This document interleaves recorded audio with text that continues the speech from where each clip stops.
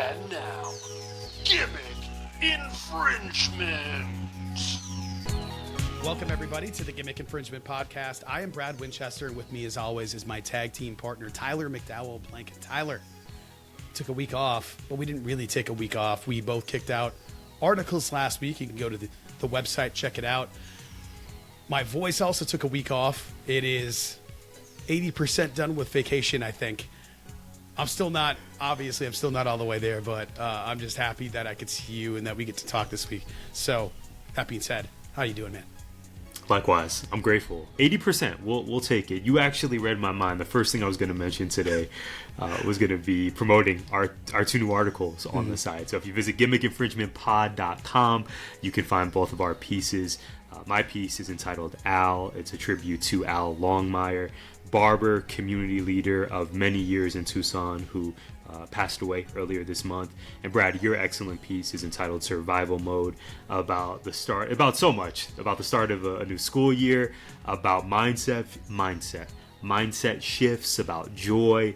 It's another great piece from Brad. No surprises there. So yeah, we were writing, we were watching, we were listening. Of course, today we have a jam-packed episode. Yeah. 2 movies to review. We got stands on the docket. We got highest to lowest. Steph Watch has returned. WWE talk, AEW talk. What happened here? The fallout of Charlie Kirk's assassination from a media standpoint. A Rose is back. The next lead for the Bachelorette was named. We are going to talk about that. I'm incredibly excited to see you and to get into all our conversations for today. How you been? Good, resting, still coughing a lot, like more than I probably should be, and it's felt like a donkey kicked me in the chest most of the week. This was a weird week to have that happen to. I think part of it is like, you get sick, you have to have a rest. Well, rest in my world has been less restful than I think any other world. If I were in my classroom, it would be different, but when my classroom involves ladders and lots of stairs, I did a lot of up and down the staircases this week, moving things up, moving things down, moving things back. Even last Saturday, I went to the school because a kid had a whole bunch of equipment to donate to the school for our program, and I met up with her and her sister and unloaded it. Their church was getting rid of some old audio equipment, and it was a lot of fun to kind of go through all this stuff and think like, okay, you brought all this stuff, but where are the power cables? There's no power for any of this stuff. Luckily, we have 800 extra cables that I was planning on getting rid of anyway. It was a weird week. It was a really weird week with all the stuff happening in the news and me simply not being able to brag to people about the Packers because we had a Spirit Week thing going on. I couldn't wear my stuff. It was a lot of fun. I'm so tired. As soon as we're done here, Tyler, it's going to be edit with the production team, of course, and then go write 27,000 letters of recommendation, plan for a meeting to plan for a lesson that doesn't occur until Thursday, where I don't know what that's even going to look like because it's Thursday. It depends on their progress. We're literally building something. I'm not going to be like, okay, you got ahead, so stop and wait for my evaluation. That's not how I'm going to do things. So it's going to be really interesting to see how this goes because I have absolutely no idea, man. But I got some downtime. And I had some time to watch a movie for the first time. And you and I were talking about highest to lowest this summer with Emily Olara-Jones on our summer preview, movie preview. And I know you've been excited for this. So let's get into it. It's time for GI at the movies. I can't wait to hear your thoughts on highest to lowest because I was this close from watching it last night. Play the music. And now, it's time for GI at the movies.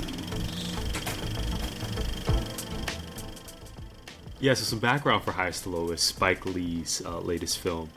I don't know if you saw this, Brad. It was playing in such limited theaters around the state of Arizona. It was only in Scottsdale at a Roadhouse Cinemas. And I want to say maybe one in Chandler or Mesa. They had none in the West Valley. So I said, okay, when this film drops on Apple TV, we are renewing the Apple TV subscription, Apple Plus, I should say. And we're going to make this happen because it's a Spike Lee joint. It's been my background here, Do the Right Thing. nearly since the inception of GI, Brad. I love me some Spike Lee. And this film did not disappoint. So let's talk about it. We have the reunion of Spike Lee and Denzel Washington. It's been years since they worked together on a film. I want to say their most recent one was Inside Man, which was, we're talking a decade plus since that was released. That's wild. Right? Okay. Yeah. A long time ago. I was still in Tucson the last time these two guys linked up. So the story, it's a remake. It revolves around this character named David King, played by Denzel, who is the founder of Stackin' Hits Records.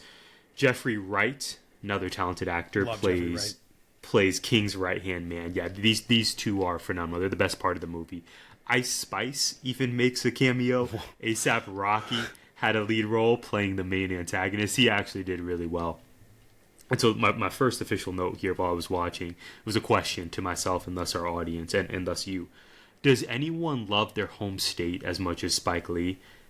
This man reps New York so hard in everything he does, from the fashion to the art. This movie actually starts with a 2-minute homage to New York City. There are these wide panning shots of the city while Oh What a Beautiful Morning from Oklahoma by Gordon McRae plays. It's really great. You get the New York of it all from the jump. Other cameos, Rick Fox, former Los Angeles Laker, who my mom had a crush on when I was a kid. He plays the head coach at Long Island University, where Denzel's son plays in the story. It does. Yeah. And this film is about King selling Stackin' Hits Records and now coming to terms with where he's at in his career as this media mogul.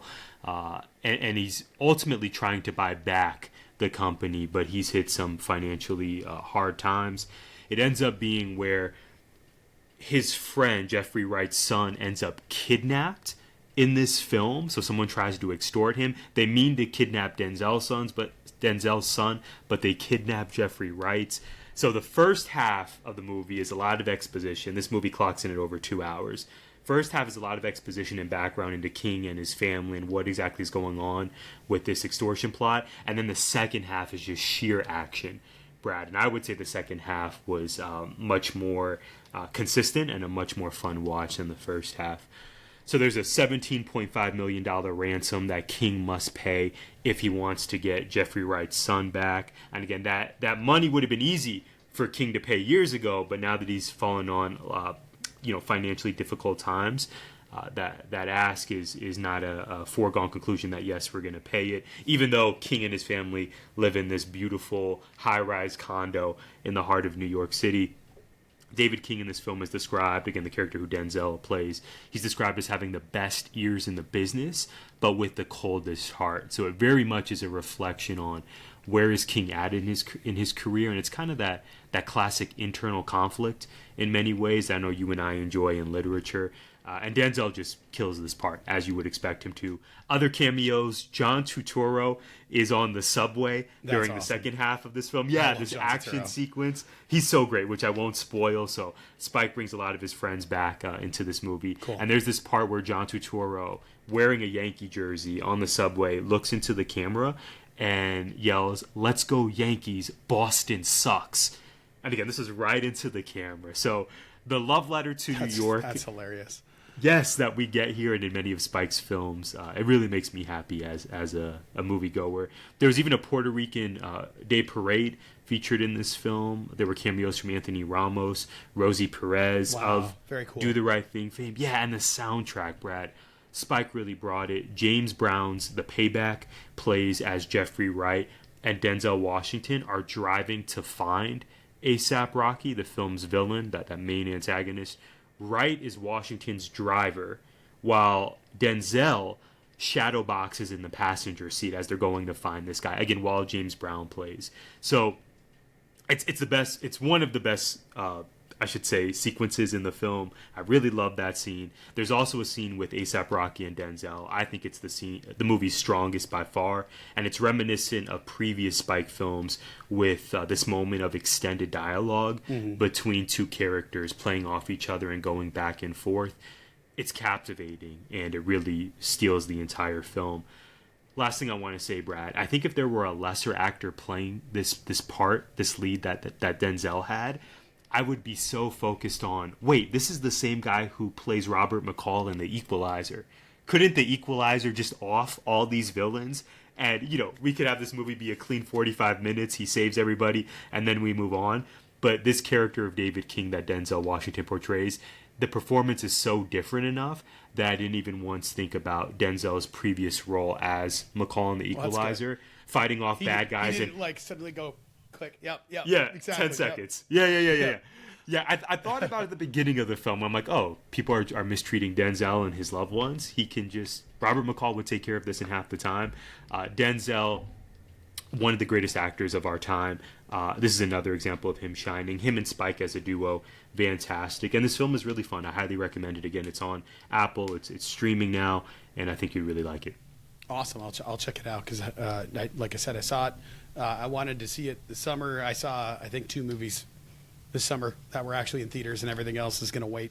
Shout out Fantastic Four. You saw Fantastic Four, and there was another one. Superman. Everything else right. is like, we covered that. Can I take Freya to this thing?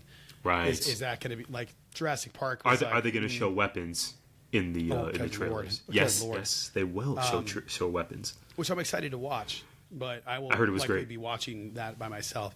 I can't even get Jess to watch Alien Earth right now because I'm not in the mood for horror. And I'm like, I just rewatched the entire Alien franchise and the Predators franchise, except for the first 2, when I was sick. When I was out those days, I watched all of them over again, and I was hyping myself up for Alien Earth. And I was like, you ready to watch it? I'm not in the mood. And I was like, I'm not feeling it. This is going to happen anyway. Tyler, I watched Stands on Paramount+. Yeah, tell us about Stands, Eminem. So I love me some Paramount Plus on occasion. If I'm feeling Mission Impossible or Frey is feeling some SpongeBob, Paramount Plus is like the home of Nickelodeon and a lot of these other films. So you can get Jurassic Park, Transformers and Mission Impossible and a bunch of other properties that are on there that a lot of people love. But it's difficult sometimes to find stuff that it's not HBO Max and it's not Netflix. They're not going to have the same type of TV show options, although there's some great shows that are on there. And this movie happened to be on Paramount Plus. It Stands, and it was an Eminem produced. He's one of the producers. I think he's one of the executive producers for this. And it's a quasi biography, but primarily focused on the fans.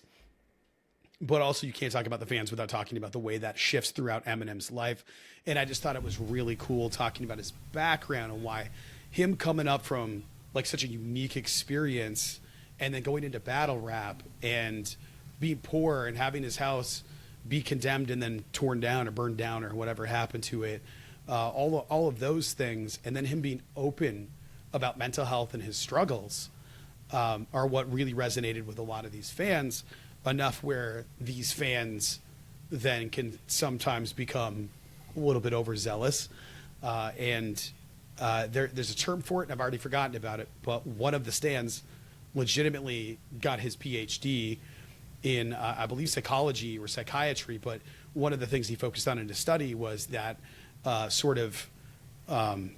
phenomenon that happens when you get to sort of hear about a person's life and kind of see a window into a person's life, that you start to feel like you know those folks. It's sort of like non-reciprocal friendship.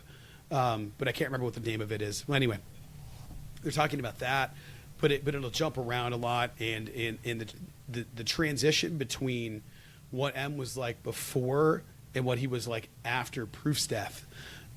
Watching like interviews of him on TRL with Carson Daly, and he's up there with D12, and they ask him a question and bring the mic to him, and he just is sort of puffy faced and doesn't look like he's there, to transition out of that and then to cut to the fans who they're interviewing talking about how sad they were for him and how much they wanted to help him, and then cutting to their own struggles with addiction or their own struggles with, losing people, but ultimately going like, this is why this person resonates with them so much. It's not just because he's a good artist. It's not just because he makes catchy tunes. It's because he is open and vulnerable, and that's just not something that was happening until then. There were even some statistics they dropped where it was like before and after Eminem, mental health references in songs went from like 7% or something to 45%. And it's that transition of just openness happened. But to have a song kind of made up, inspired by overzealous fandom about a guy named Stan who does all of those things, and I don't want to go into that. That music video always made me uncomfortable, but was a good reminder of how people can take things too far. The word Stan, in that sense, becoming a term, or just hearing people say, less so now, but like we stan, is so strange to me. It's the way I feel about when people are like, "Hey, yeah, I can't wait to watch Big Brother." I'm like, man, did you read the book?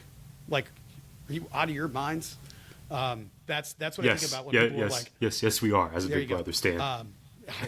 As a Big Brother stan is a crazy sentence to me. Listen, and we're connecting all the dots. No, but it's perfect, right? Like connecting all the pieces. And that's the idea of like we have these cultural shifts and phenomenon that happen and so strongly that it shifts the way our culture operates.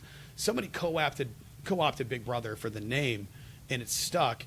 And now there are generations, plural, of kids that grew up knowing Big Brother as a TV show and not knowing what the reference was of Big Brother's always watching.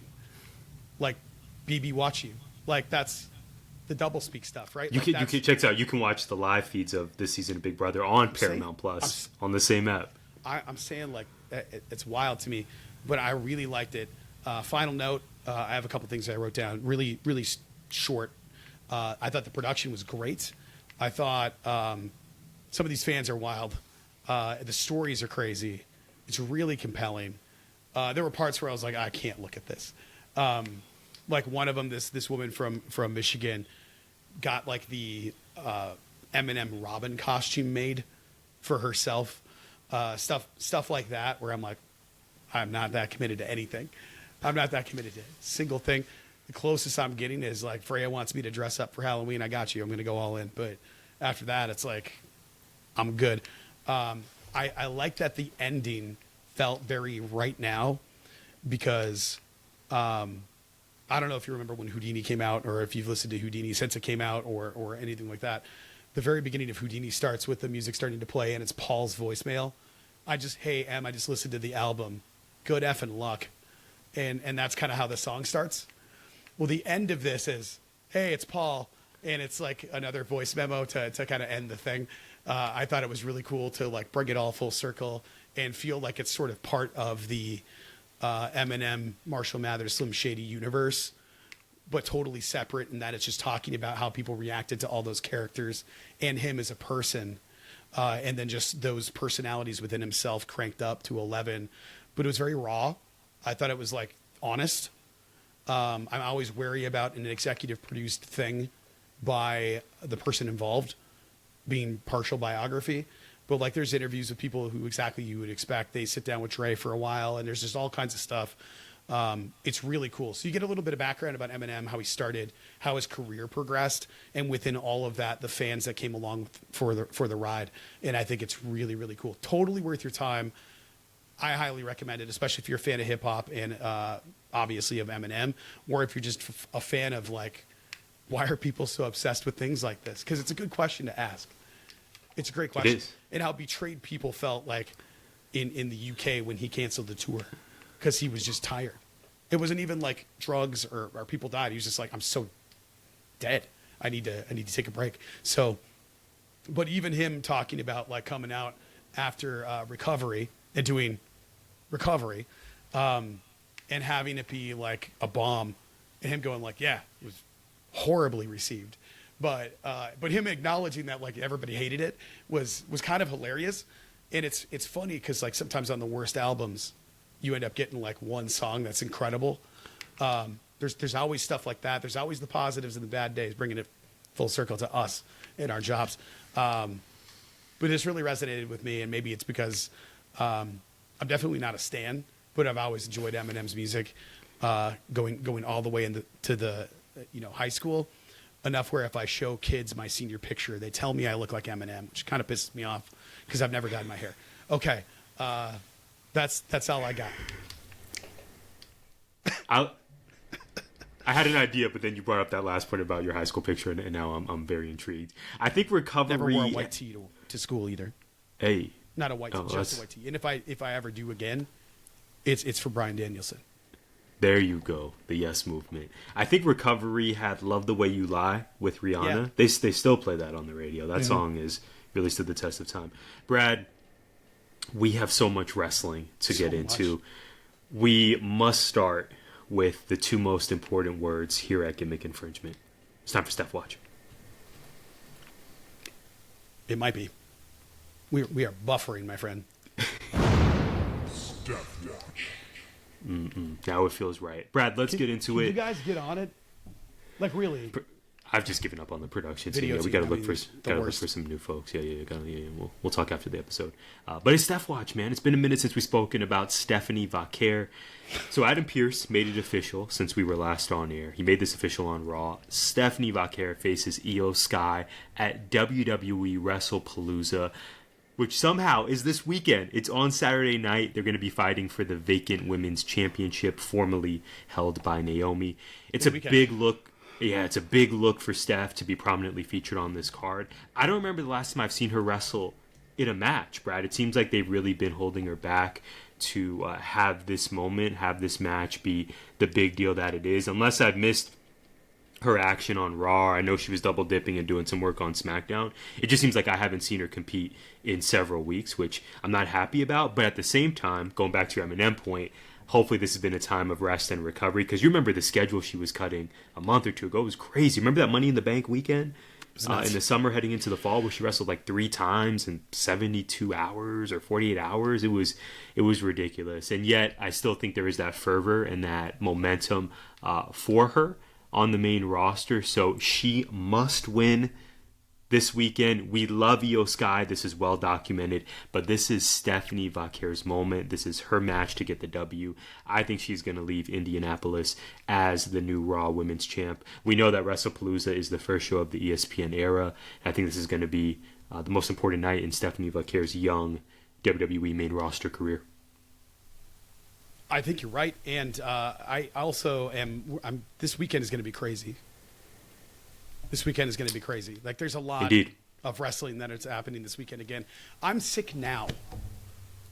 I feel like I have to go to bed after this just to get ready for this weekend. But just Tyler, to prep. You got that Thursday evaluation. You got wrestling all day Saturday. It's a big time. It's a big time to be Brad Winchester. We are building things in the shop. We are so busy. And also, I just want to play Borderlands. Tyler, I did get some time in yesterday. It felt pretty good. It was later, but I got some time in. That game is fun. It's so good. We have to talk about a lot of wrestling, and we're going to get into the WWE questions. But just to catch us up, the last time we spoke on this here podcast, AJ Lee was not back in the WWE. So let's get into it. I can't believe that. And that's exactly where I want to focus our conversation, at least for my question.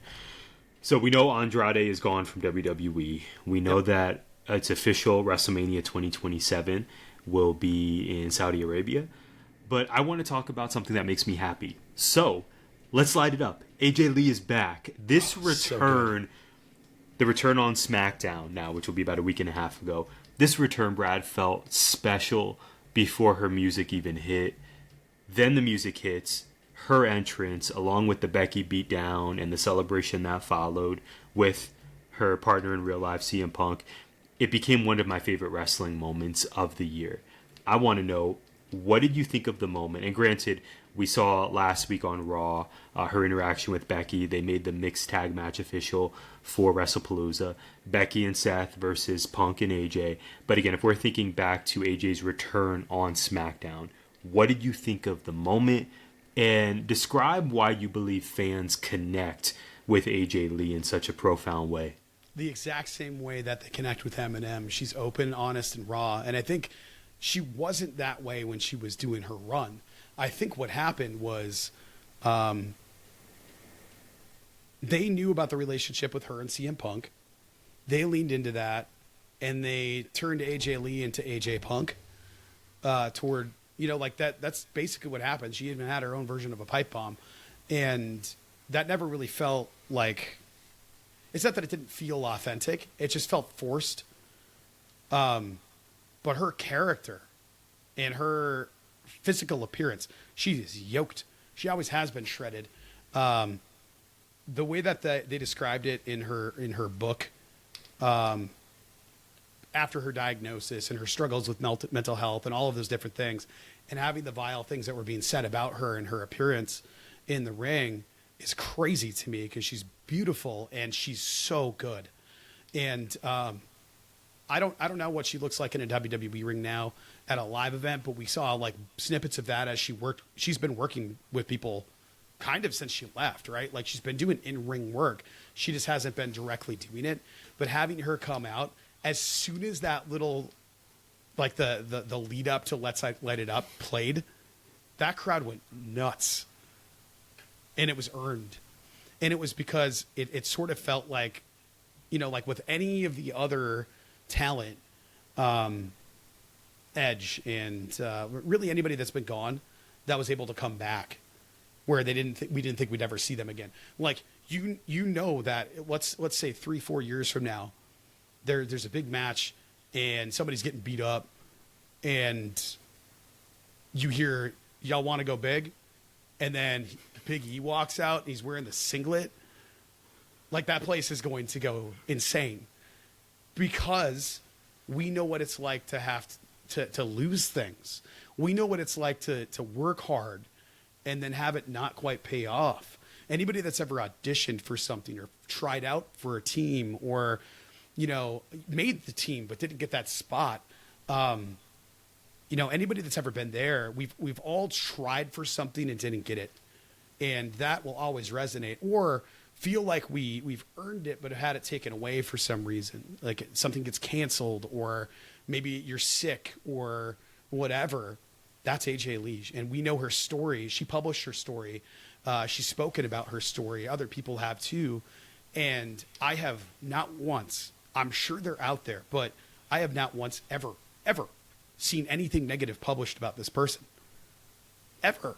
Like, who's mad at AJ Lee? Like, who's upset about? People might be jealous of her and upset that, like, they're not on the show and AJ Lee is, and I've been working really hard and all that stuff. But I guarantee they also feel super good about her. And I hope they get it. You know, if I'm talent, I always want to be on the show. And my mindset is, I deserve to be there because I think I'm one of the best in the world. So this person comes back after a long hiatus. We don't know if she can work, all that stuff. That goes out the window because it's AJ Lee. Because, number one, look at her. Number two, what a story. Number three, it's the same thing with the Stan stuff. We kind of feel like we know her because we got to peek into her life a little bit. We don't know her at all, but we got to peek into her life a little bit. They never get into substance. I can hear that story all the live long day. I don't know what kind of toenail or fingernail clipper this person is. Is this an over the trash in the bathroom person, or is this out on the couch and let it lie and hopefully I get it afterward person? An essential like, question. There's little things like that, those little idiosyncrasies that drive you crazy about a person or make you love them and they endear you to that person. Like, we don't know anything about these people, not anything that matters, not the little day-to-day things. I have no idea. So to see the crowd react like that, and of course, they also feel connected because it's CM Punk. You know, right? That doing that in Chicago made a lot of sense to me. Super excited for it. Super excited for her. I thought her promo was one of the best, most important promos that we've had in a long time, akin to what felt like real life beef between LA Knight and Drew McIntyre, transitioning that into a promo where LA Knight went out and talked about mental health. AJ going out there and being open and talking about it and having the crowd cheer for mental wellness is, I got nothing, man. The closest thing I have to that is people applauding and doing a chant for Anthony Bowens being gay, right? Like that's probably the next closest thing. And he's reuniting with Max Caster, which I have in my AEW notes, but we'll get there. It's we'll see. Maybe. The parking lot afterward was like, I did this for the legend. I don't care about Max. I did it for Jerry Lynn. We'll see. Yeah. We'll see it. But that's a big moment in WWE. We've not had many mental health cheers like that. Not therapy. cheers, Therapy. I think even you could tell AJ Lee was taken aback. Like, oh, I thought they would applaud for my mental health journey, but I didn't expect. I mean, she said chant therapy, in jest, and then they did it because they love AJ Lee and we love AJ Lee. And we love mental health journeys, Exactly. Yeah, I think just as a people, we're more aware of it, Brad. But what you said is so interesting to me. There really is a tangible contrast between both CM Punk and AJ Lee in terms of CM Punk is one of the most polarizing figures in the history of wrestling versus his life partner AJ Lee, seemingly beloved by everyone. And yet what they share, amongst other things, is their fan bases really ride for them. Like few wrestlers, people just really gravitate not only to them as artists, but who they are as people. And AJ Lee's from Union City, New Jersey. So if you're from Jersey, I gotta stand up for you and applaud you and support you. I haven't seen an AJ Lee match in so long. So she left WWE in 2015. Yeah. There's a whole segment of the fan base who haven't seen her work. A decade, yeah. Ever. Yeah. This is such an exciting time for her. She even said in the ring, I'm AJ Lee, in case you don't know me. I'm your favorite wrestler's favorite wrestler. I said, talk your stuff, AJ. It's true, too. It's true. She's been credited by countless talent as being an inspiration. Tell me when I'm telling lies. Of course they would be together. Of course they would end up, being each other's person and getting married. So I think you and I have predicted, I know I have, I forget what your prediction was, but at least the past 2 or 3 Royal Rumbles, this is going to be the one that AJ Lee returns. This is going to be the time. She's going to be a surprise entrant. I'm glad that they waited. This made so much more sense to further the CM Punk and Seth Rollins rivalry, to give it a fresh coat of paint. Dare I say, to give Becky Lynch a new challenger and continuing to elevate the Intercontinental Championship. I would expect AJ versus Becky to be an IC title program after this match at WrestlePalooza. I'm just so happy AJ Lee is back in wrestling, that fans are being introduced to her and her art. And like you said, Brad, I continue to be a sucker for mental health journeys, whether it's from people we know personally, whether it's from celebrities, for folks to say, yo, even though I'm on TV, life can get really hard. And I was diagnosed with, being bipolar, and I needed to take a break. I needed to find myself. I needed to work on myself. It got really dark, and here I am now. I made it through the mud. I made it out the mud, and I'm doing well. I'm excited, and now chant therapy. It was just so beautiful, and it made me, I think it really transcended wrestling. Yeah. And it was just a nice exhale. It was a nice reflection on, particularly in these past 10 years, particularly in 2025, some days it feels really heavy to exist, Brad. It feels like there's so much going on, and it's nice to know that we're not in this alone. And even our favorite wrestlers, face some of the struggles that we might on a given day. I'm so happy she's back. I'm sure this tag match is going to be a blast. Obviously, I mean, it could end up main eventing the show at this point. There's so much excitement and hype around it. AJ Lee's back. What a time to be a wrestling fan. I do think that the funniest thing that came out of all of that was Naomi saying Big Jim's going to get slapped when he gets back in the door after robbing me. I saw that. I saw that. Oh, so good. Yeah, that was good. I was cackling. It was like, what terrible timing to finally get to reunite, and as soon as she leaves, AJ comes back. Right. I felt real bad, but like, that'll be a fun reunion as long as everybody's healthy and able to return. You never know with this stuff, and I just feel so good for everybody involved, especially CM Punk. And on that note, I wanted to say, like, this is one of those times where I went, okay, he is polarizing, but it's another good reminder if we really don't know why he popped off the way he did. For all I know, he's got his own mental health struggles. Because what do you do when it's just an abrasive personality that is like, I'm in fight or flight all the time? Writing that article about survival mode and thinking about, like, well, that's just anxiety manifesting itself in a certain way. Like, I wouldn't want to feel like that all the time. I'd want to punch people too. So I don't really know anything about this man. I don't know anything about their real lives, and trying to be a little bit better about not just going like, well, it seems like it's this or it seems like it's that. I have no idea. We don't know these people, and I just hope everybody's good, because ultimately that's all that really matters. So, Tyler, I wrote down AJ Lee returned. Brock has also been back. WrestleMania is going to Saudi. the ESPN deal right now, the Disney bundle deal and ESPN deal, if you get it now, it's really only $5 less a month than it will be when it goes up to full price. At least that was the initial thing I saw. It'll go from $39.99 to for no commercial Jones for Hulu and ESPN and Disney Plus to $46.99 or $44.99 or something like that. And some of them I thought $49.99. I'm not actually sure what the set price is going to be. I have it right now because I really wanted to watch Red Zone. And then I found out they hadn't ironed it out. It's $10 more a month for Red Zone on top of the ESPN stuff. So I believe I'll be canceling this soon. Okay, so Tyler, with all the pros and cons of the past 2 weeks of WWE, where do you stand right now? I'm less excited about the ESPN deal than I was when we last recorded. I remember our production team put a clip, our social media team, how about that, put a clip online about me expressing my excitement. What a time, wrestling is cool again, this, that, and the other. And I believed that when I said it, but now I'm recognizing, or I'm reckoning with the fact that, this thing is not free, Brad. And the Peacock era, the Peacock pricing, which I still want to keep, by the way, if I want my Dateline and I want my NXT content. But now if I got to transition to ESPN, it costs money. That is quite significant. So money part aside, because I'm sure all of us, our audience included, can lament not wanting to pay more for content that we previously had at a lower price point.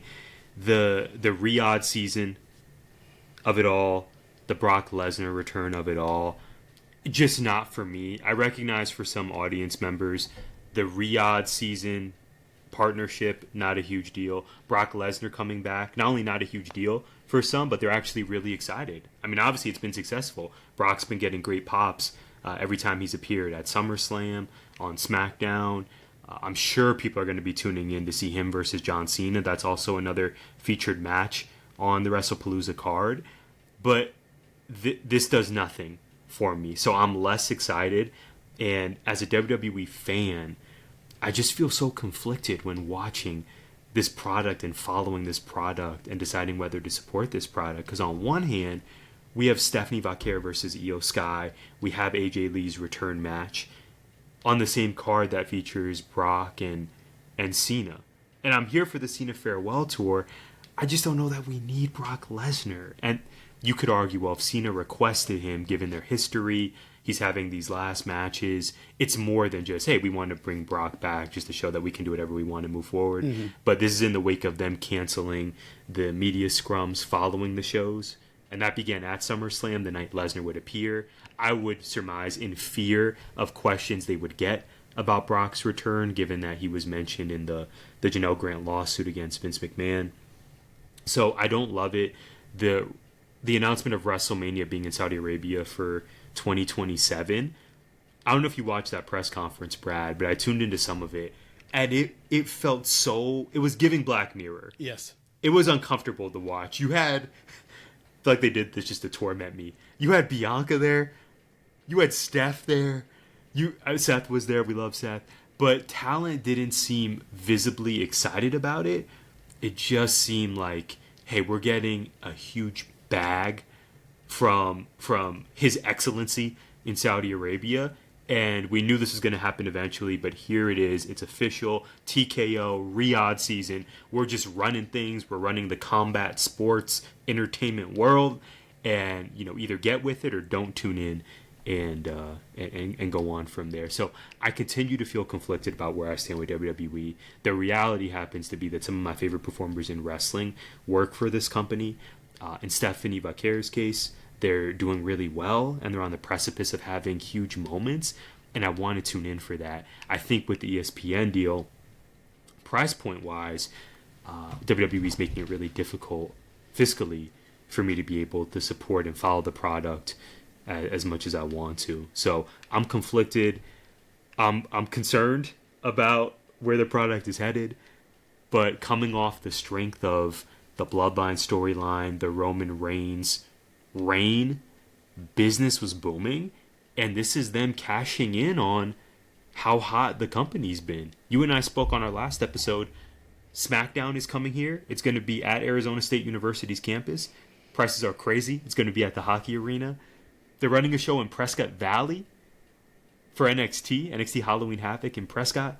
And then they're going to be here for Raw once again on December 1st. But the ticket prices are crazy. Yeah. And I don't think I'm going. I don't have tickets to any of these events at the moment. I want to see Steph here. I want to see her live. But I also don't want to transfer money out of my savings account just to get in the building for that. I'm conflicted.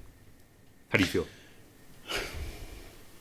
I want to see the talent.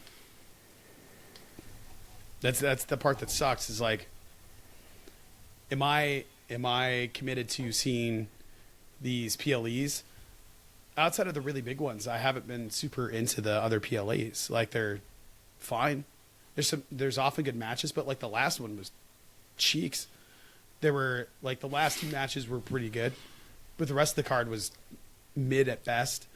It wasn't like a performer standpoint. I just didn't care about any of it.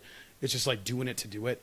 You know, WrestleMania in Riyadh is going to be probably one of the biggest spectacles ever because they have a $1 trillion budget. They're going to make more money than they'll ever even imagine they could make by having just a stadium that's an absolute sausage fest, loaded with people that we're going to have fireworks and like craziness. I'm sure it's going to be bonkers, right?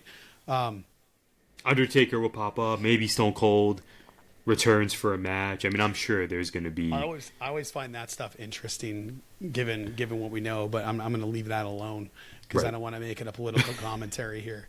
But I always find that fascinating when it's like, we can go because they have money.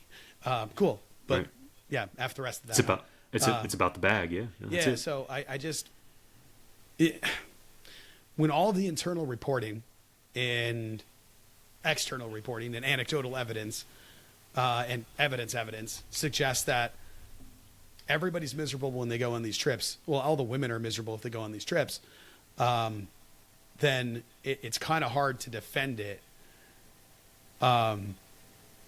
When you have your female stars also saying how excited they are to go, which feels like I work for this company and I don't want to get in trouble kind of line.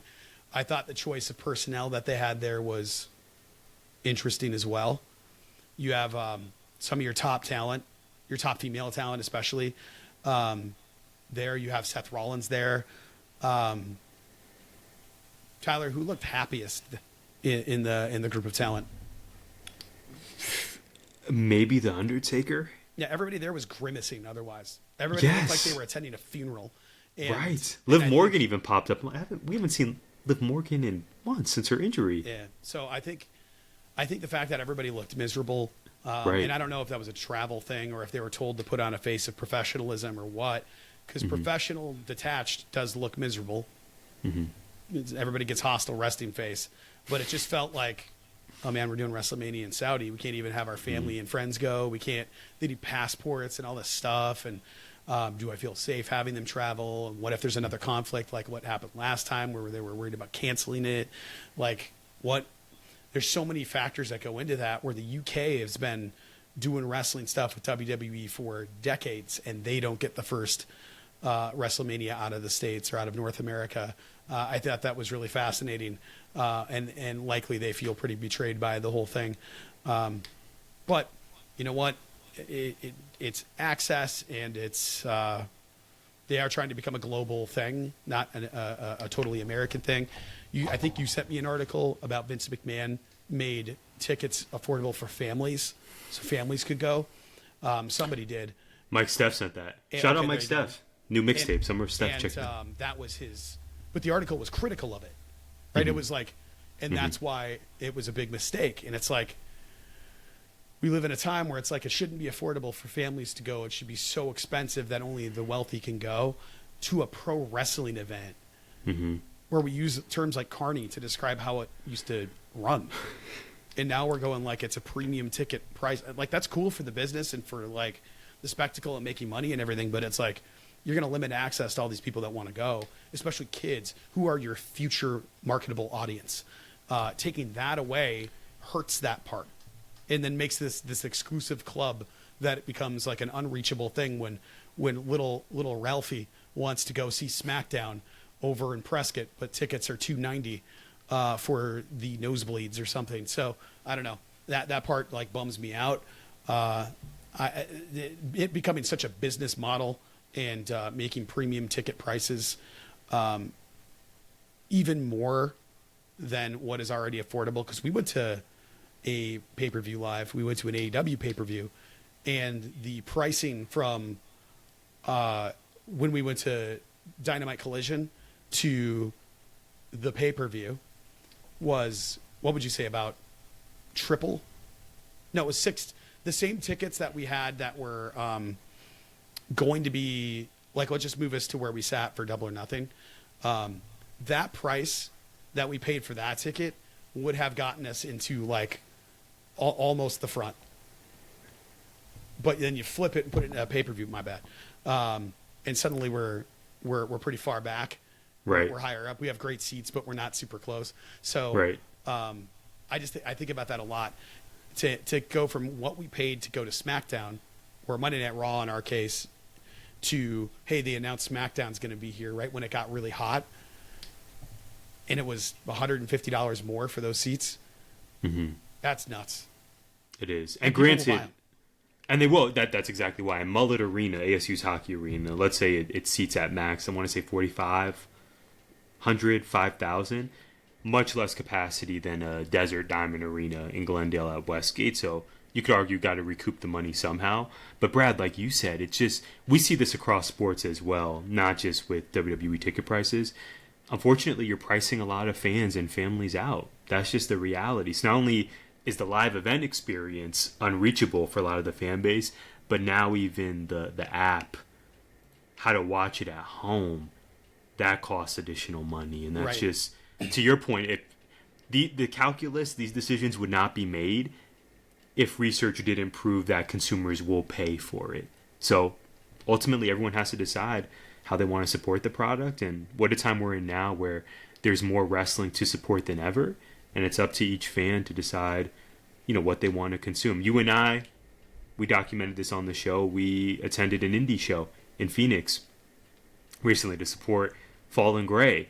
So you have Arizona Wrestling Federation. So maybe this is a chance where you lean into your local promotions and maybe give some of that money to, pay, what was it, $20, $25 to watch an AWF show live. So there's options, there's choices to be made. It's just unfortunate that I think where you and I were this time last year, WWE's coming to Arizona, let's go, we're going to make it happen. And now it's, it's kind of unspoken. It's probably not going to happen this time, but maybe next year when they come through. It's unfortunate, but let's get Tucson a show. By the way, it's been years since WWE went to Tucson for an actual televised event. 21. Oh, for televised. Before that. I remember SmackDown. I want to say the main event was then Dean Ambrose versus AJ Styles. That had to be. I think it was legit 2015 or 2016. I was still working at Flowing Wells. Oh my gosh. This is before we knew each other. Yeah. So wild. that's at the top of the list as well, along with giving GI I'll take hosts a house show. Yes. We haven't even had one of those since we went. Check this out. Along with giving the GI hosts and audience members a discount for this ESPN app and this access, let's also get a show back in Tucson.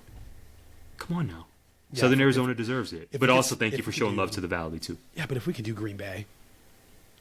If we can do Green Bay, Wisconsin. There you go. There's 200,000 people there. There's 950,000 people in Pima County. There's like 300,000, 400,000 up in Green Bay, Wisconsin. I promise you that will fill up. Yes. Get him out there. In fairness, we need a new place for that to happen. Tyler, it's time. We got to get into it. We got to move on. It is time to talk about some uncomfortable conversation stuff through the lens of the media, the fallout, conversations online. This is so interesting to me. I can't wait to hear your thoughts. Person with a journalism background. Play the music. It's time for What Happened Here.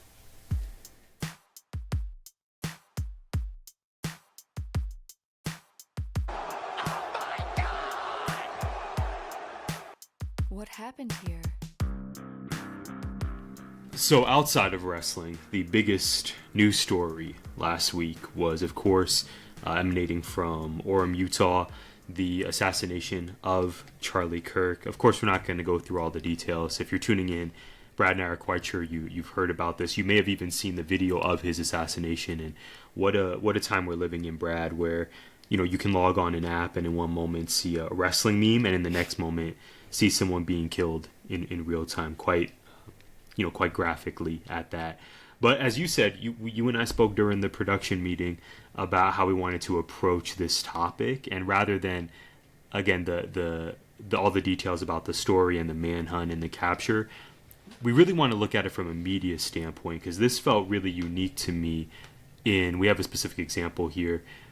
PHNX, a company that's gained a lot of popularity in Arizona, especially in the Valley, they fired the parent company, All City Network, fired a longtime Suns reporter, Gerald Bourguet, for tweets that he put out in the wake of Charlie Kirk's assassination. And there were commentators across the political aisle who also were in trouble for their comments following Kirk's assassination. So Bourguet tweeted, amongst other tweets, quote, "Political differences are not the same thing as spewing hateful rhetoric on a daily basis, and refusing to mourn a life devoted to that cause is not the same thing as celebrating gun violence." Just so we're 100% clear on that. And I believe Bourguet was responding to someone else's tweet there. And then finally, amongst other tweets, Bourguet wrote, quote, "He was a father. Half of y'all didn't give a damn about doing anything to stop gun violence when the victims of mass shootings were, all caps, literal children." Last week, tragically, students at a Denver high school were murdered. Bourguet continues, "And those kids weren't bigots spreading genocidal propaganda or a mindset he directly fed into with his holy grail of ironies." So many people, and this was on Twitter, were supporting Bourguet's commentary. Many others were not happy with what he said, and thus the tagging of PHNX and All City Network began. And then a few hours later, or maybe even the next day, PHNX puts out a tweet that lets people know that they've parted ways with Bourguet, and the classic, "The comments of our talent don't reflect the values of our company."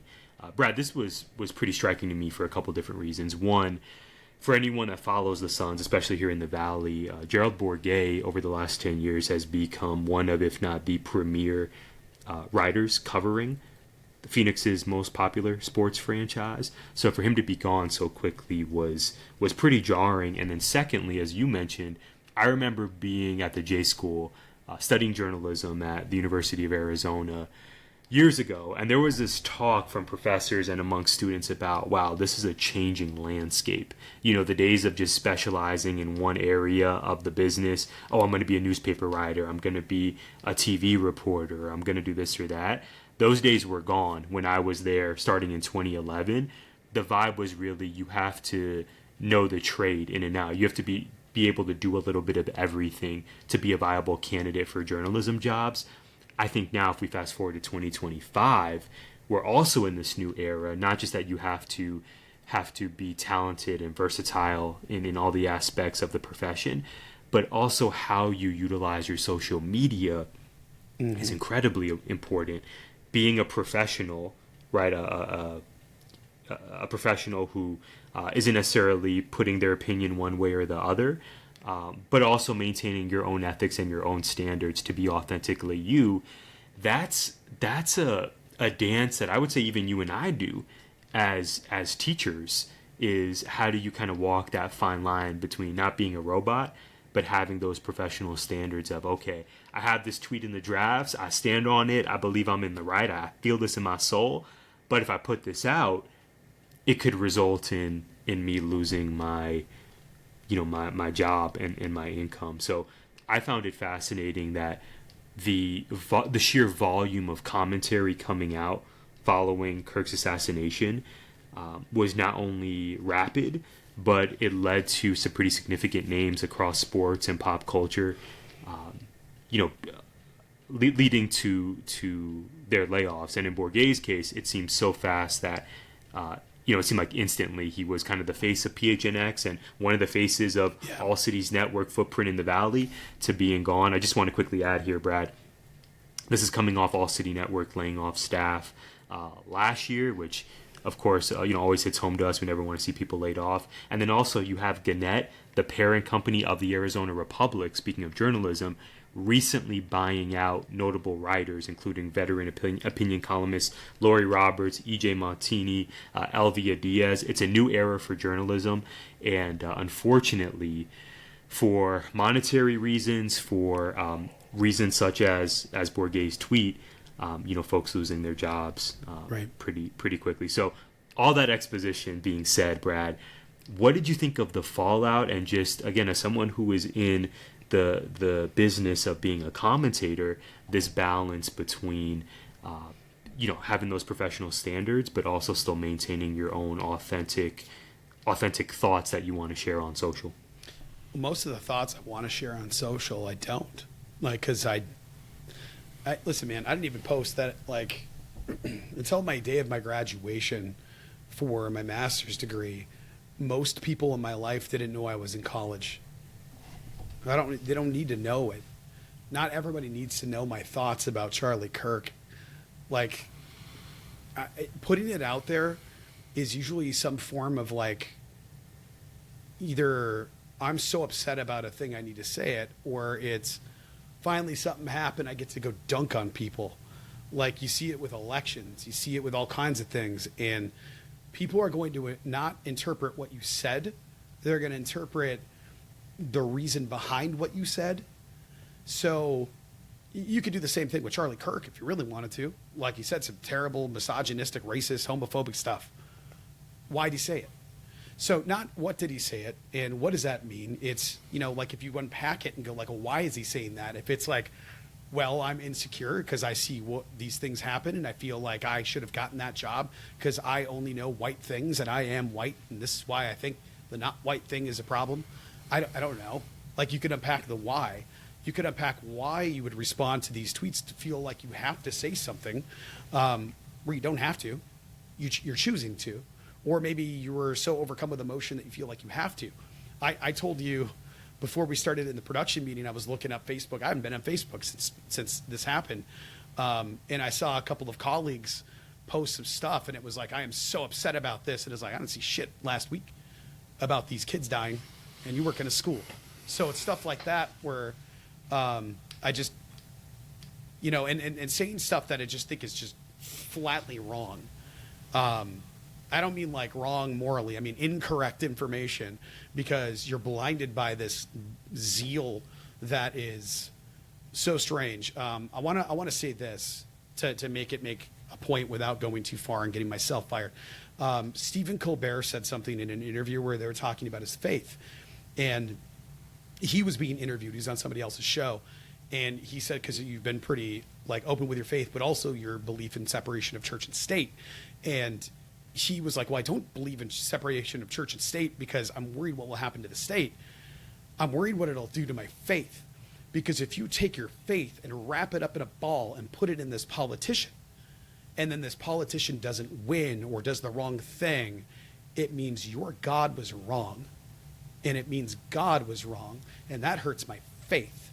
And I think that's such an important element to all of this is people not conflating, or people misconflating statecraft with faith and trying to merge them together. And they've never been supposed to, you're not supposed to merge them together. The Bible's explicit about that.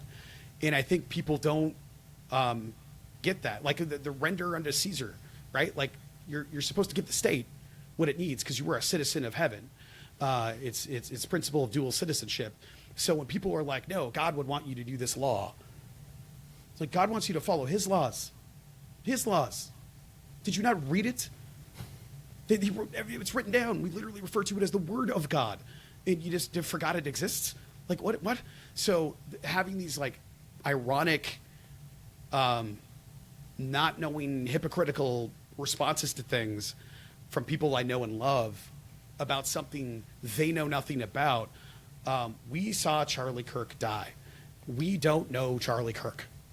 We know Charlie Kirk's stuff he said openly and publicly.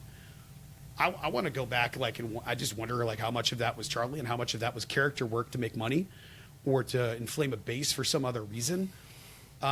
Because what was said, there's stuff, I'm sure he said stuff that I was yeah, that's a good point. I agree with that. I don't know what it is, because it's hard to get to that point when you hear like black people are better off being slaves. Like that's the kind of stuff where it's like, okay, I no longer am going to take anything this dude says seriously because that's crazy. That is crazy talk. So am I going to dunk on people for being murdered though? No. Am I going to somehow alter my day because of it? Not necessarily, but like, I'm also not going to go out and publicly start giving my opinions about death because people are going to interpret it as you're okay with somebody being murdered. My final thing here is that you'll know this website probably well. I had this poster on my wall. I was trying to pull it up because I couldn't remember what it was. I need everybody that got this far to go to yourlogicalfallacyis.com right now and to start reading through them, because I want to say like 5 or 6 of those are firing off at all times on social media.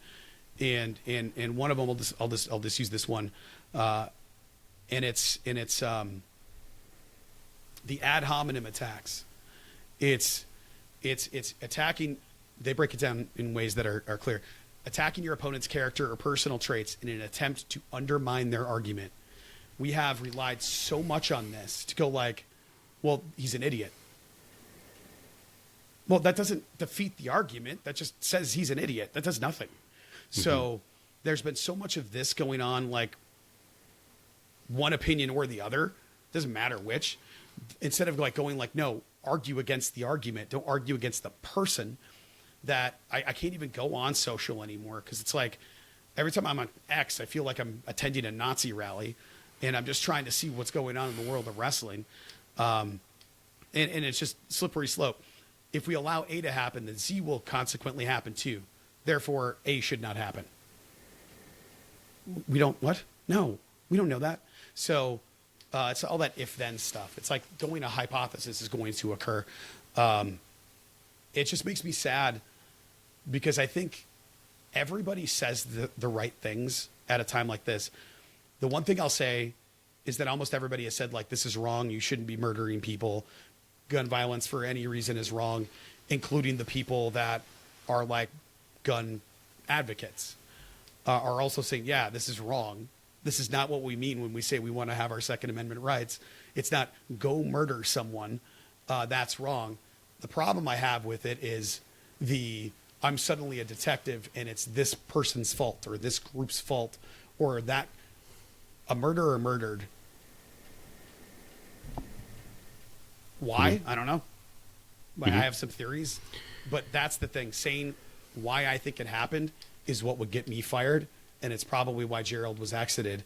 It's because we can't just put stuff out there that implies they deserved it, that this is the reason it happened. Here's who to blame. Any of that stuff. Somebody died. I feel real bad for their kids. Thoughts and prayers. Right. Just processing what this means. And I'll say this. I don't know how much Charlie Kirk and I agreed on. I would say probably just about nothing, Brad, or at least the character of Charlie Kirk, as you said. Like you probably both like pizza. Everything. Yeah. I mean, maybe we like pizza and that's about it. What I'll say is, because his connection to Arizona is so visceral, I think you and I, before we recorded, agreed that we couldn't not address the fallout and the aftermath. I mean, his funeral, his public funeral, is going to be in Glendale. It's going to be at the same place where I take that back because we haven't watched wrestling at State Farm Stadium. We watched across the street at Desert Diamond Arena. But it's going to be where the Arizona Cardinals play. And I'm sure thousands and thousands of people will be there, including Donald Trump, President Trump, and a lot of people in the White House. They're going to converge onto the Valley. I mean, Turning Point USA, Kirk's organization, which has been undoubtedly incredibly successful in bringing in a new generation of conservative voters, their headquarters are in Phoenix. So what comes next for that organization? What happens, after a week from today when his public funeral occurs? Who knows? But there is no question. You and I spoke about this as well. there were so many candidates for who wanted to be the young face of conservatives in America in this second age of Donald Trump. There was the Nick Fuenteses, the Theo Vaughns of the world. It could have been any number of these people.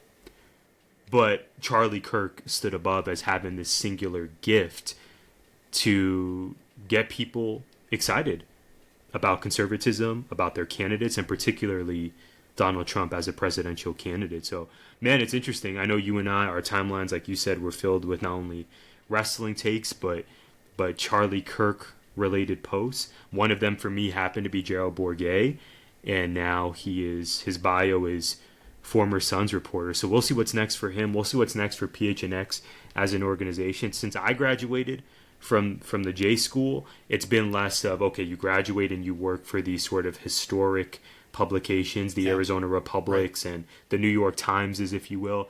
Now there are these other upstart organizations where people graduating from journalism school, maybe not even graduating, but are looking to get into the business. They can go to these organizations and begin their career or continue their career. But as you pointed out in our text conversation during the week, I wonder what those contracts look like, where, okay, on the content side, you could be doing great work, but then how do you conduct your own social media, which is something you and I and other teachers across the country also implore our students to think about is, your digital footprint, that thing follows you, and it can potentially haunt you. Well, I tweeted out the only thing I tweeted on that day, because I didn't know what to tweet. What do I say? Yeah, what do you even tweet in that situation? My timeline was flooded with Charlie Kirk. It was Kirk everywhere. So I put a Kirk meme up. I just put a GIF of Captain Kirk from the 1960s Star Trek up because I didn't know what else to say. One final thing I will say. I looked at the news because I wanted to see what the fallout was. So I looked up Gerald Bourguet, New York Post, Suns beat writer gets fired after series of controversial Charlie Kirk posts. NBA reporter fired in wake of Charlie Kirk's social media post. That's the big lead. Let's see, front office sports. Panthers staffer, Suns reporter fired for Charlie Kirk posts. AZ Central, PHNX Sports Suns writer Gerald Bourguet fired after Charlie Kirk posts. Soap Central, GoFundMe for Phoenix Suns reporter Gerald Bourguet raises over $7,000 as PHNX ... I'm not opening that crap. The Defector. You ready for this? I'm ready. NBA reporter fired after accurately describing Charlie Kirk's beliefs. Right. I saw that. It's just crazy, man. And that whole news organization, the whole thing is like the Defector. And I struggle with, and we speak about this in the various forms of entertainment we cover. You have the character, you have the person we know on screen versus wondering who is the person in real life outside of the cameras. If your rhetoric is attacking Black women, attacking Black and brown communities, and then a tragedy like this happens, as you pointed out, Brad, you were thinking about, what do I even say online? Do I even address it?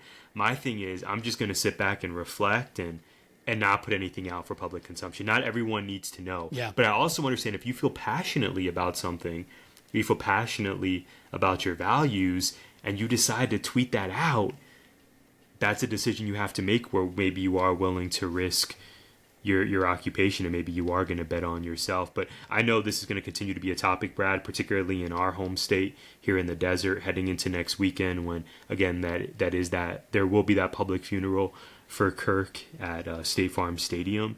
And I just hope when these situations come up, sometimes I think about Freya, our favorite third grader, your amazing daughter, and I just wonder, when she's our age, what does society look like? Social media, how we treat each other, empathy, the rhetoric that's around politics. Is it going to be any healthier when she's our age? I certainly hope so, man, because if it continues the way we've been doing this, I just think there has to be a better way that we treat each other, and that we get to elected office and we get fame and we become a millionaire living in Paradise Valley. Like, there's got to be a healthier way to do this together as a people. I can only hope that Freya's generation is going to figure this out better than we have attempted to do. I hope so, because the empathy is running real thin in America right now, and I don't get it. It's the people deserve time, or the it's all about me time, and it's weird. It's so weird. and we're in a very scary place right now. As I'm printing out, I was telling you about like the stuff I'm printing for Freya's K-pop Demon Hunters costume, because her and her friends want to dress like the girls from K-pop Demon Hunters. So they got the clothes. I'm working on the big weapon thing for Freya for trick or treating. I'm gonna have to potentially say something about K-pop and how Freya would love to go to Korea someday. And after the fiasco that was that South Korean plant being raided this past week, I don't know if that's going to happen because South Korea is pissed at us. And I don't know that there's a lot that you can do that's not going to be a formal apology from our leaders. And that's never going to happen. That's never going to happen. So I hope they can figure it out, because right now I'm just kind of scared. I've heard a lot of political rhetoric recently about how close are we to World War III, you think? And people are like, if it doesn't happen in the next 3 years, then I don't think it'll happen. But if it does, it's going to be in the next 3 years, and it's not Russia, it's China. And making somebody that's so close by neighboring to China, who's had talks about, settling things down with North Korea, why would you want to make things worse in terms of statecraft? And then you have all this turmoil in the States itself. It's a scary time. It's a really scary time. And I hope we as a people figure it out quick, because lots of things are screwed up right now. And instead of blaming each other or everybody else, we should probably be blaming each other, to be honest with you. But we have to take a good, long, hard look at ourselves and go, what do we want as a society? What do we want as a country? Because I believe we can be the greatest country in the world. And right now we're barely a country. And I love it here, and I love this country and what it could be. I don't think this is what anybody wants right now. And it's just kind of a scary time. And on that happy note, Tyler, let's talk AEW. Transition Jones. Transition Jones, indeed here. So speaking of an immense wrestling weekend, Brad, All Out. It is occurring on Saturday. It's another matinee pay-per-view from AEW. It's going to be emanating from Toronto. I'm excited about this show. We know injuries have plagued much of the top of the AEW roster, particularly in the men's division. But that being said, several matches have been added to the card since our last episode. I would say basically the entire card since we were last on air. So here's my question for you. Looking at the card, looking at the names who are featured, whose stock could rise the highest with a win at All Out on Saturday? Oh, out of everybody? Out of everybody.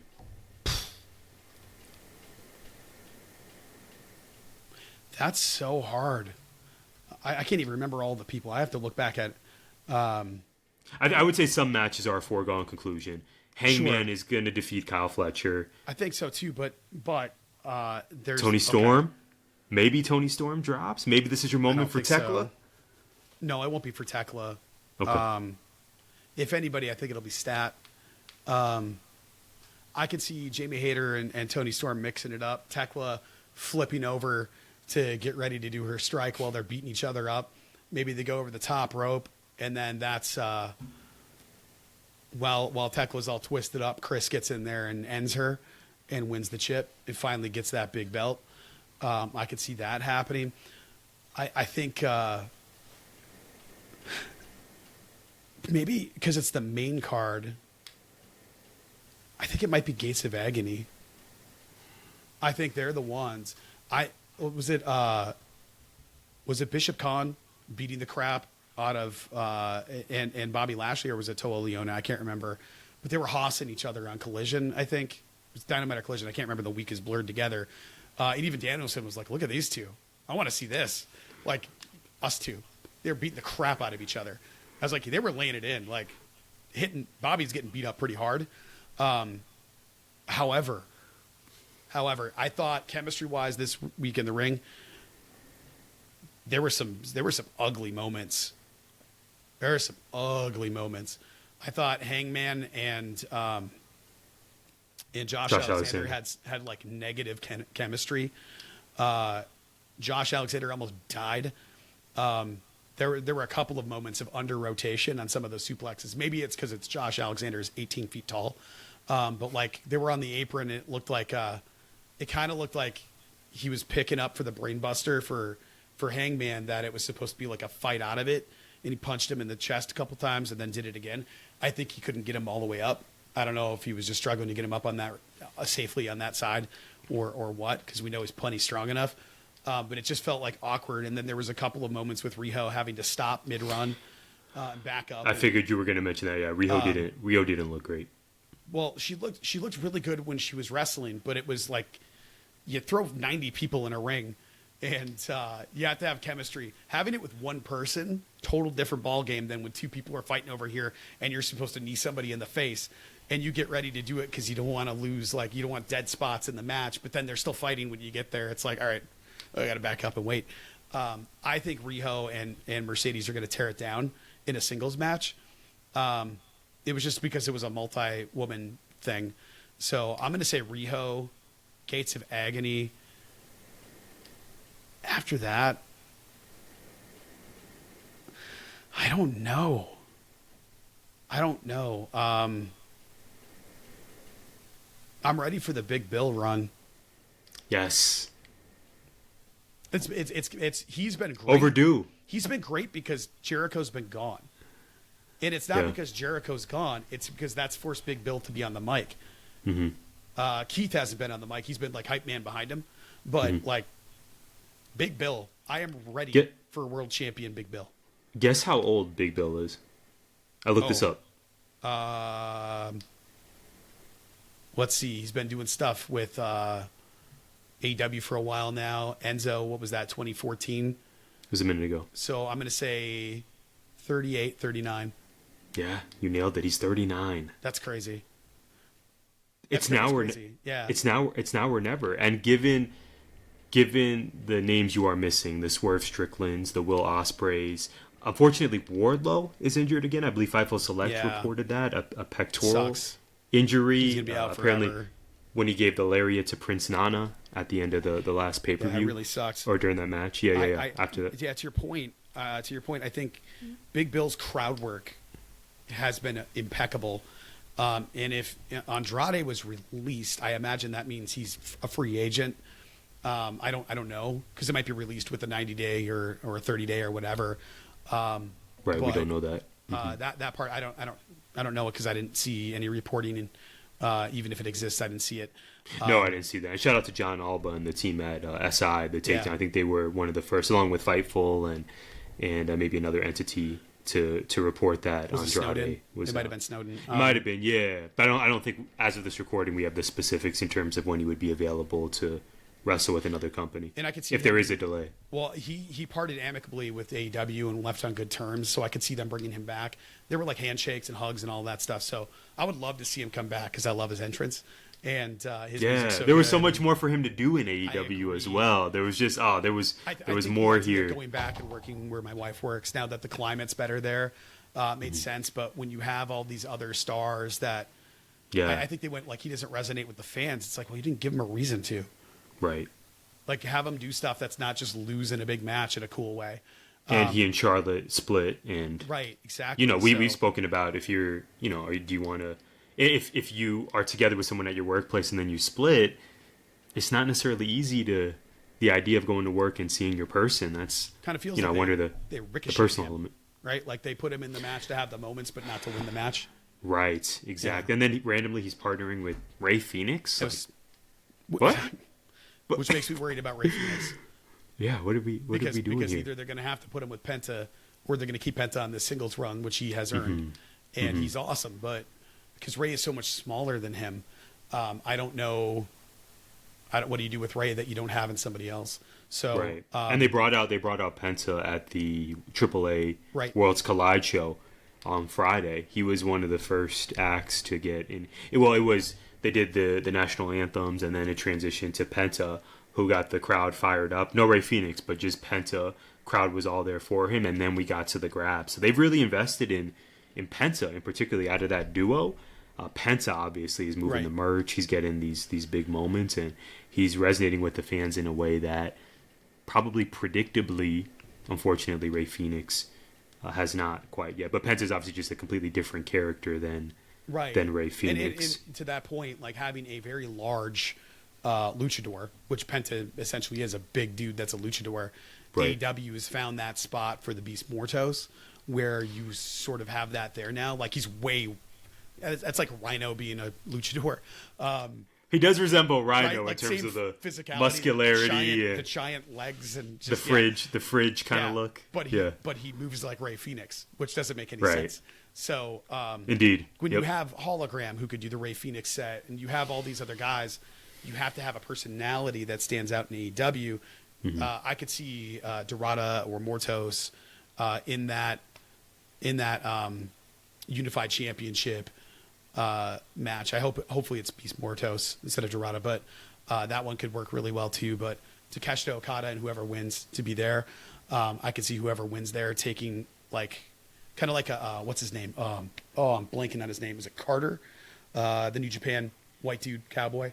That's Clark Connors. Clark Connors. I knew it was a C. Super talented. So I think good. he actually resides in Arizona too. Yeah, in his promo, I think before Forbidden Door, he's very awesome. good. He's so good. He's very good. When his contract is done, he's coming stateside for sure. I think Clark Connors. He's too good to not be on like giant broadcast television all the time. So to answer your question, that was like 15 minutes ago. I'm gonna say Gates of Agony. I think it has to be them. That is the correct answer. I love that. I want them to beat the Hurt Syndicate. The Hurt Syndicate don't need to win. They're already made.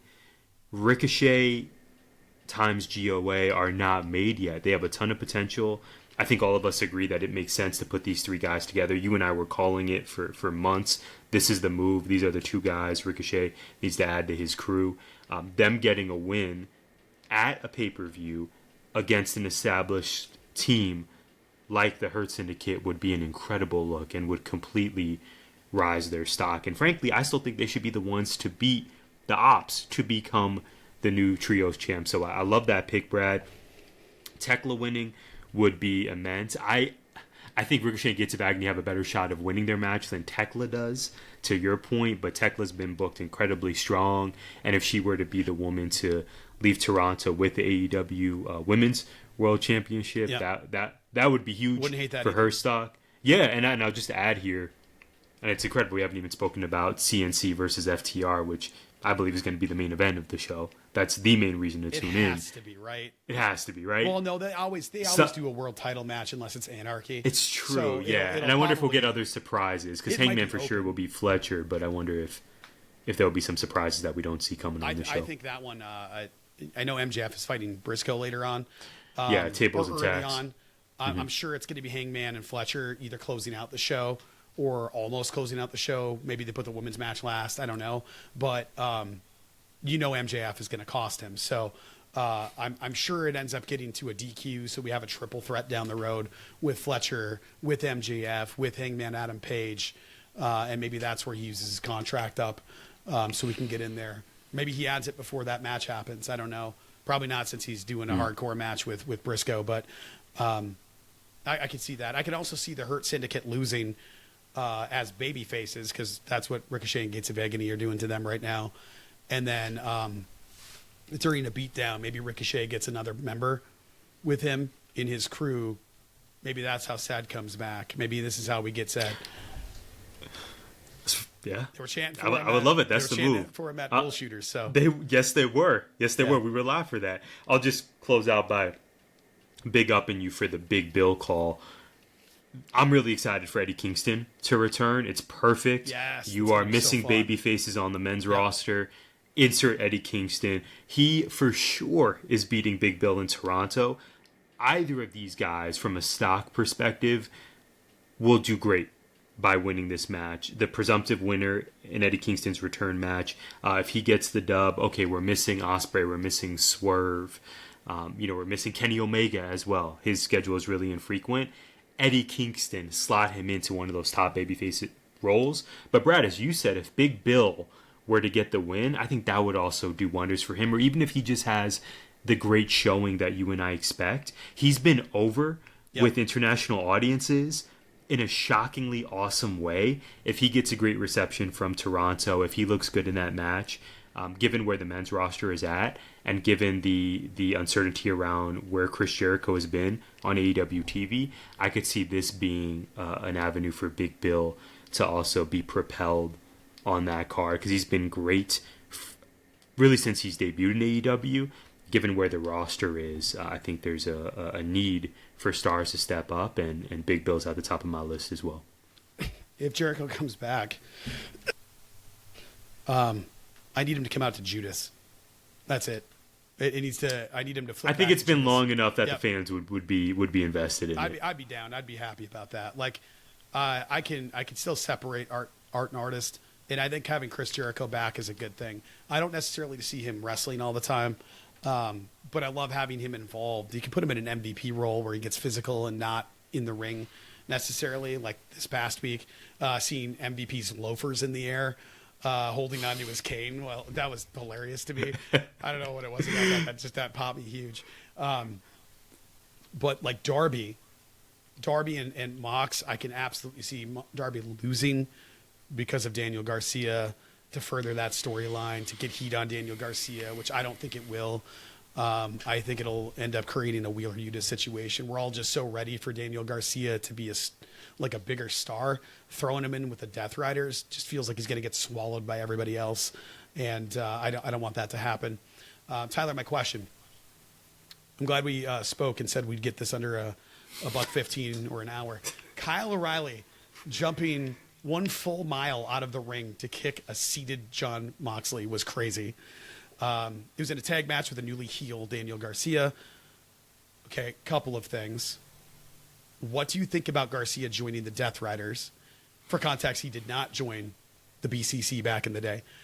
Or an alternate question, I'll leave this one for you, and you get to pick. I wrote this one down too.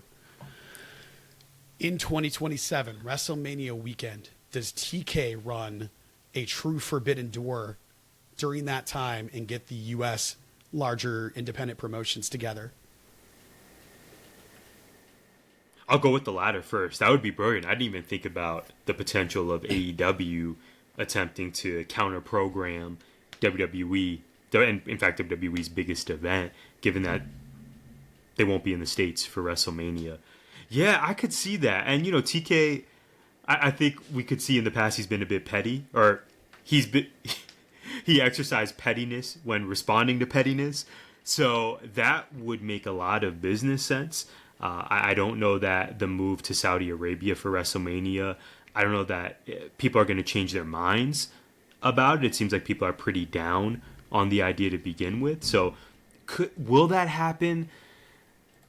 I could see it for sure. I really could, especially if wrestling fans, if the vibe around this decision kind of remains at where it is, where people are universally down on it, for sure. That would be, and for you to couch it as a Forbidden Door and have it in the States, yeah, Brad, let's go with it. The first question you asked, Daniel Garcia finally turning to the dark side and joining forces with Jon Moxley and the Death Riders. I'm here for it. I had to accept weeks ago that the Death Riders is going to continue for a long time. Mm-hmm. I was ready for it to just end after All In, but it is not. It gives something substantive for Garcia. And like you said, there were teases of him joining the BCC years ago. So for it to come full circle now and for him to align with Mox, I'm here for it, man. I think Garcia, and they mentioned this in the promo, Garcia was really on the verge. Actually, they didn't mention this. Jerry Lynn mentioned this to Max Caster and Anthony Bowens, particularly the latter. He said, okay, you went on your own for the singles career, and now you're fledgling in the mid-card. The same words he said to Anthony Bowens you could say about Daniel Garcia. He had a very forgettable TNT title run. Not his fault. I put that on creative. Yep. And where is he now?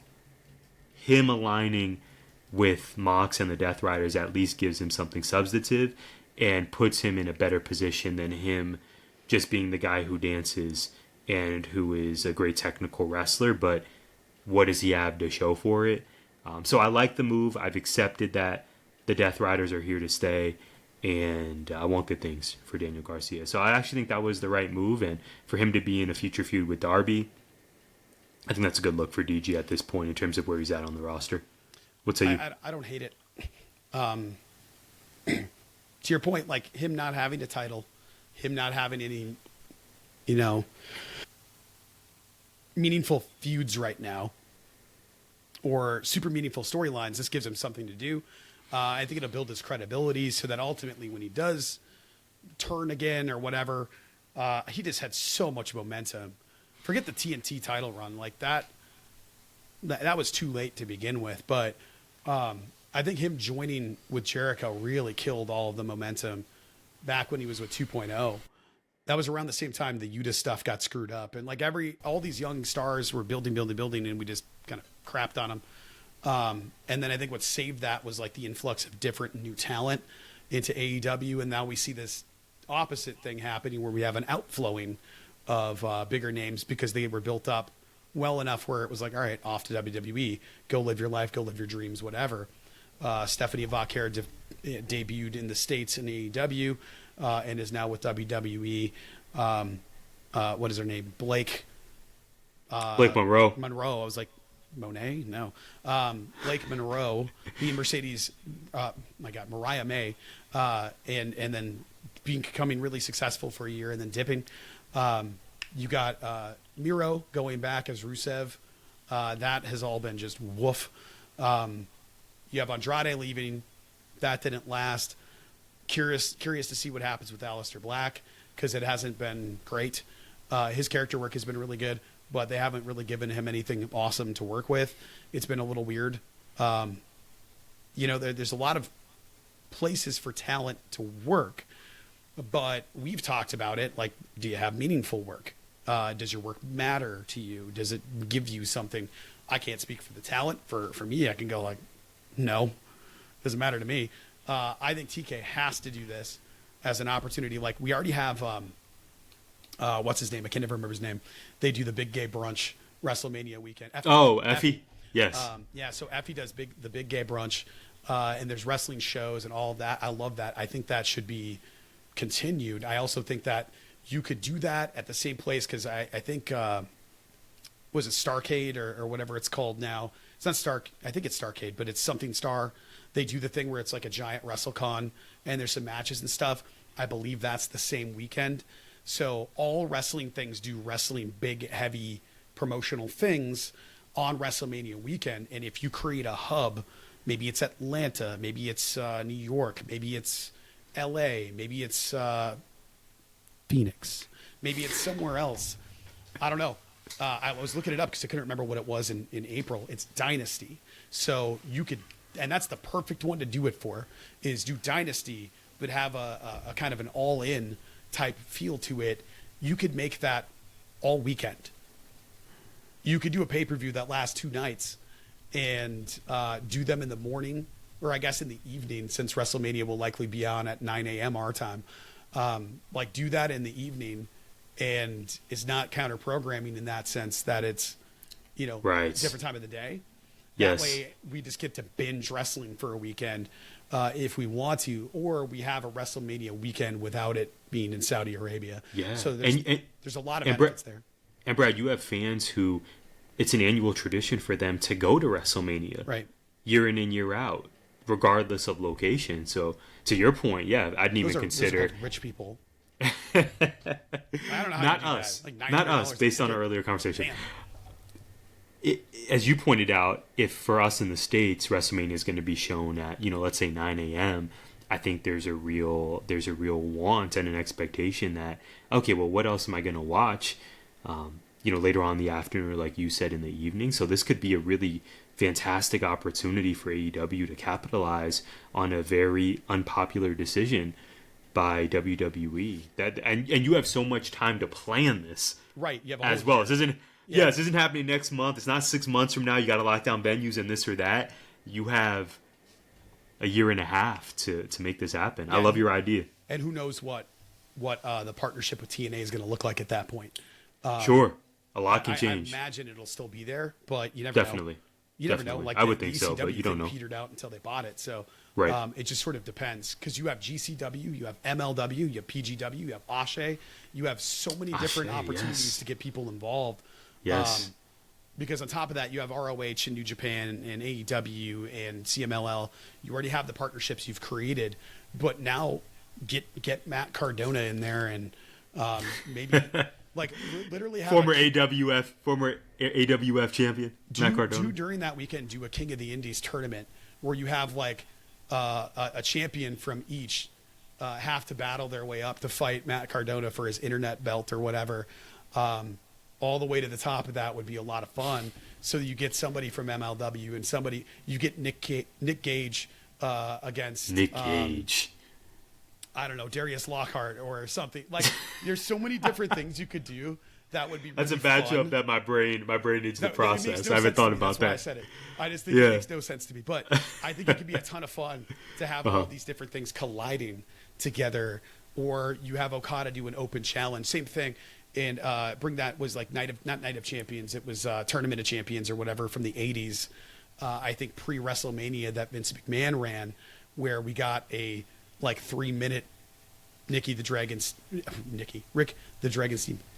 I can't even talk. Steamboat, Macho Man, merging the two names in together, and I'm creating like little Nicky in my head. I don't know what's happening. I probably need to get the coffee that's sitting out on the table right now. That's what's happening. Tyler, lots of possibility.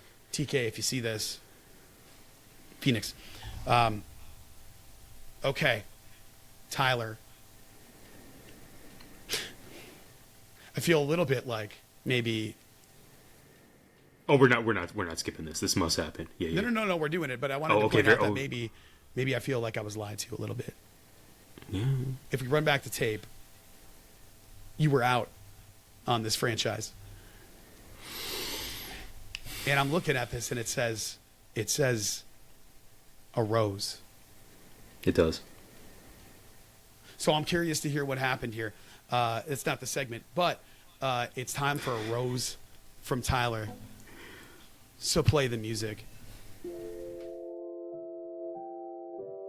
And now, for a rose from GI's most eligible bachelor.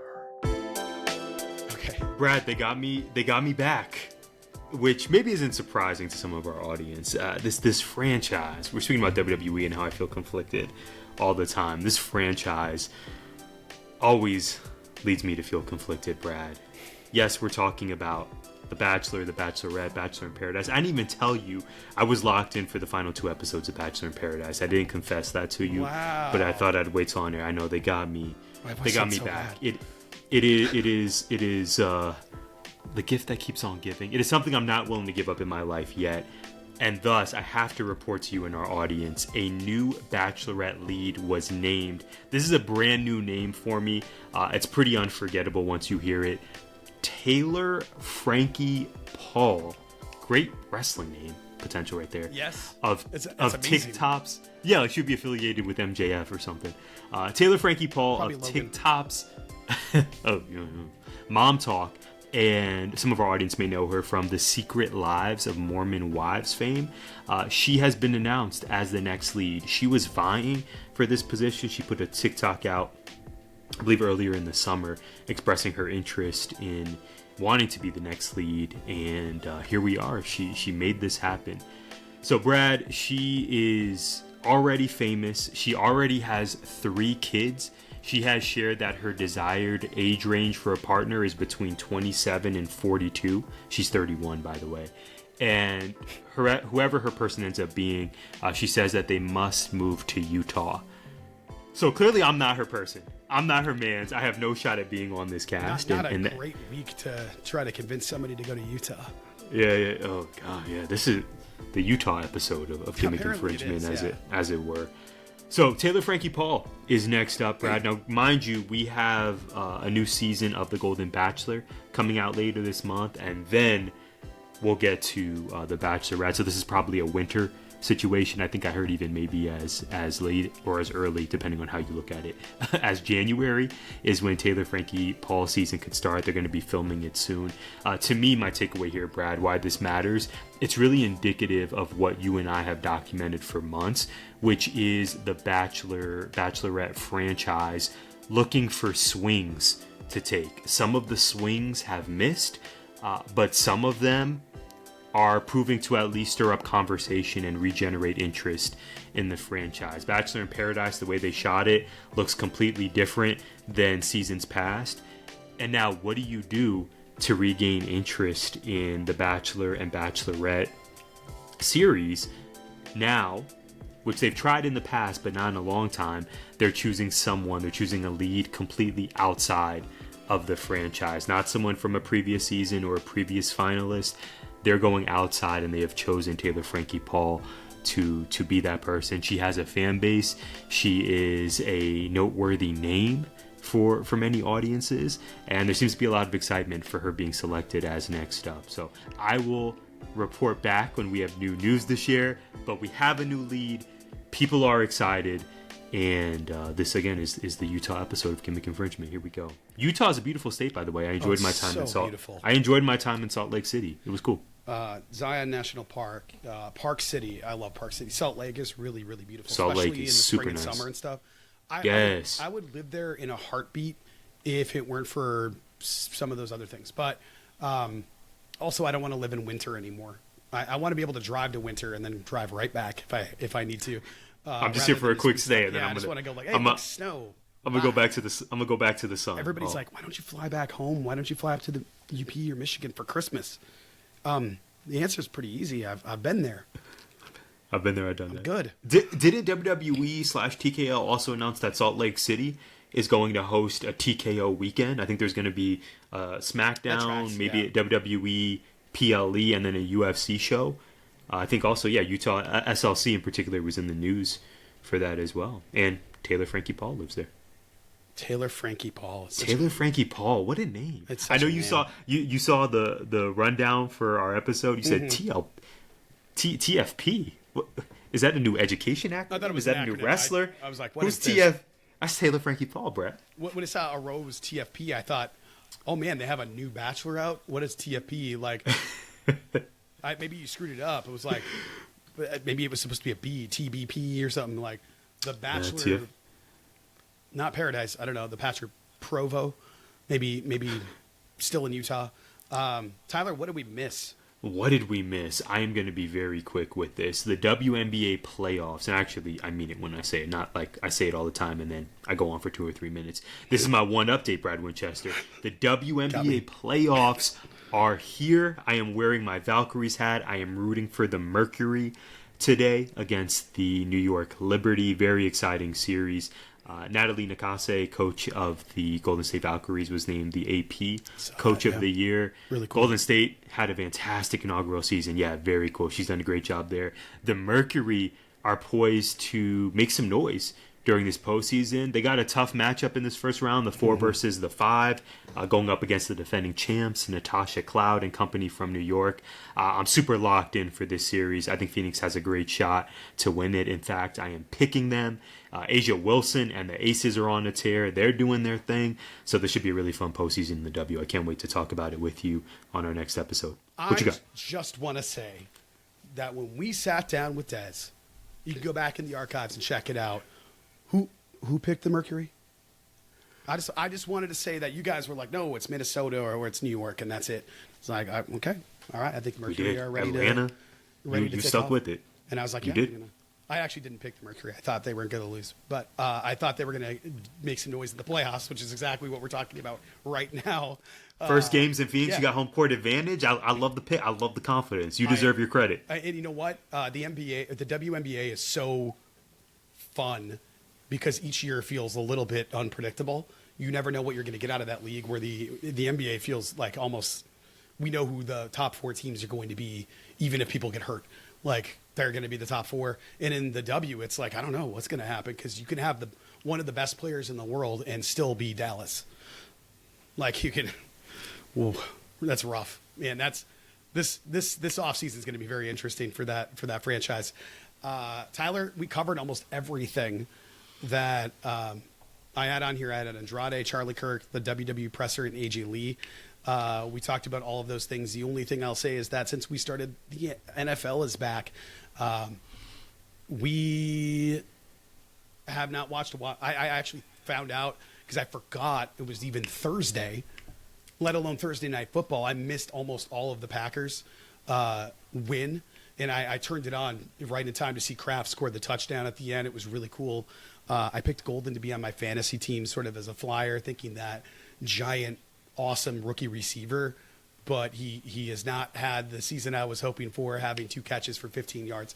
Hopefully that opens up later on in the year, but my Packers are looking pretty good. If you want some good NFL coverage, head over to the 19 Media Group channel and check out Hidden Gems Football. Our friends Mo and Mike are on there. Mike Steph of GI Podcast. I don't want to call it fame. We'll say infamy. He and Mo are doing really good work over there, so go check out what they're doing too.